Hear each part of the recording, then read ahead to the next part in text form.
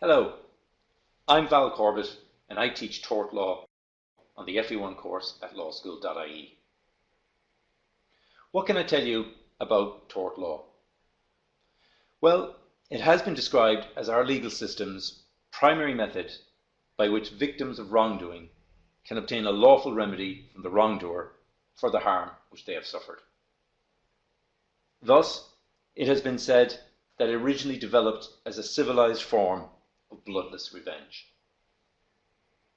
Back in the old days, if you were to lose an arm due to another's carelessness, then the only option for justice was to take their arm in revenge.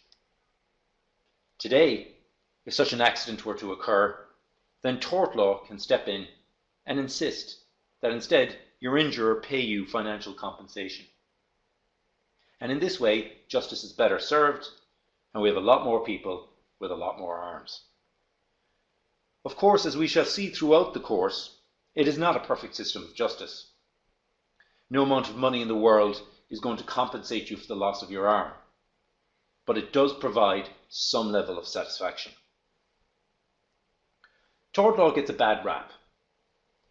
I'm sure you've all heard about our compensation culture, which insurance companies will have us believe is a peculiarly Irish disease. But this reputation is very much undeserved, and I want to briefly mention the US case of Liebeck versus McDonald's restaurants as an example of the propaganda surrounding tort law. This case is better known as the McDonald's coffee cup case. I'm sure you've all heard some version of this story. The media-driven narrative goes something like this. The plaintiff was driving while drinking a McDonald's cup of coffee and carelessly spilled the coffee on herself and was burned. She had then the temerity to sue and was awarded $2.9 million in damages against McDonald's. Tort law gone crazy? Another example of the compensation culture? Well, let's look at the facts which actually paint a somewhat different story to the popular narrative. For example, it transpired during the litigation that McDonald's served their coffee at temperatures between 180 and 190 degrees Fahrenheit, hot, 30 degrees more than most other restaurants. It transpired that in the previous 10 years before the litigation, over 700 customers of McDonald's had made complaints having suffered scalds, and yet McDonald's made no change to the delivery of the coffee, or warning, or the design of the coffee cup itself. Miss Liebeck was a 79-year-old woman who was not driving a car when the spill occurred.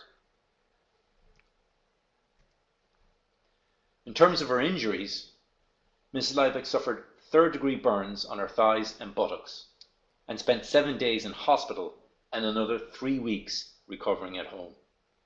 Quite serious injuries. Miss Liebeck initially asked McDonald's to cover her medical expenses, which amounted to approximately $10,000. McDonald's refused to pay. It is true that the court initially awarded Miss Liebeck $2.9 million in damages. However, what wasn't reported as much was the fact that this was a jury award, and the trial judge in the same case actually reduced the damages from $2.9 million to $640,000.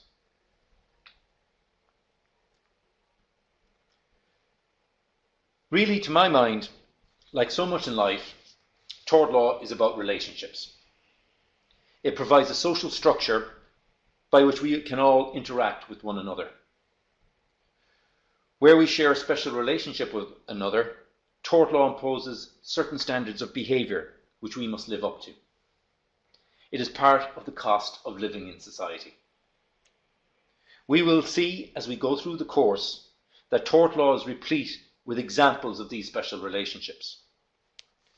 That between a manufacturer and a consumer, as represented in the world-famous snail in the bottle case of Donoghue versus Stevenson. Or the special relationship which exists between a doctor and a patient. Does it extend to compensating the mother for the costs of raising an unwanted baby, which results from a failed sterilisation procedure, as occurred in Byrne versus Ryan, for example. For now, I want to highlight one case which sums up the social policy questions posed so frequently throughout the tort course, and that is the decision of Tarasoff versus the Regents of University of California. In this case, Tatiana Tarasoff and Potter were both students at the University of California. They had a dalliance, after which Potter became infatuated with Tarasoff and started stalking her. These feelings were not reciprocated.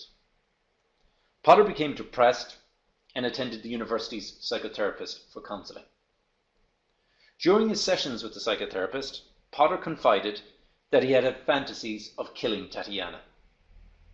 The psychotherapist recommended to the campus police that Potter be detained on the basis that he was mentally unstable and represented a threat to others.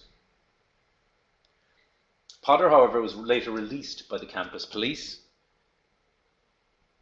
and his psychotherapist's recommendation that he be detained was later overruled by a superior, who felt that he was no longer a threat. Sometime after being released, Potter killed Tatiana Tarasoff. Tatiana's parents later commenced a tort action in negligence against the university on the basis that it, through the psychotherapist, owed Tatiana a duty to warn her of the threat to her life as represented by Potter. The key question before the court was, did a special relationship exist between the psychotherapist and Tatiana that imposed a duty on the psychotherapist to control Potter in order to avoid the harm? This question raised very important questions of social policy, which, as we will see, is a constant theme running throughout the tort course. On the one hand, the parents of Tatiana quite rightly felt left down by the university, who knew of this real danger to their daughter's life, and yet failed, in their eyes, to adequately protect her. On the other hand, it could be argued that the principle of patient confidentiality is sacrosanct. Divulging private, confidential medical information undermines the doctor-patient relationship and can have negative consequences for the future treatment of patients. Ultimately, the court held that the psychotherapist did owe a duty of care to Tatiana and had failed to take reasonable steps to protect her from the real threat of harm. Brynner J. concluded, the public policy favouring protection of the confidential character of patient-psychotherapist communication must yield to the extent to which disclosure is essential to avert danger to others. Before concluding, the protective privilege ends where the public peril begins. I hope that gives you a flavour of my subject, tort law, and some of the ideas that we'll be discussing in class. During the course, we'll be examining the underlying principles and policies behind tort rules to give you a better understanding of how the law operates. We will do so, however, with specific emphasis on past FE1 examination papers to enable us to identify patterns and to put these theories to the ultimate test to get you through the exam. I look forward to meeting you then.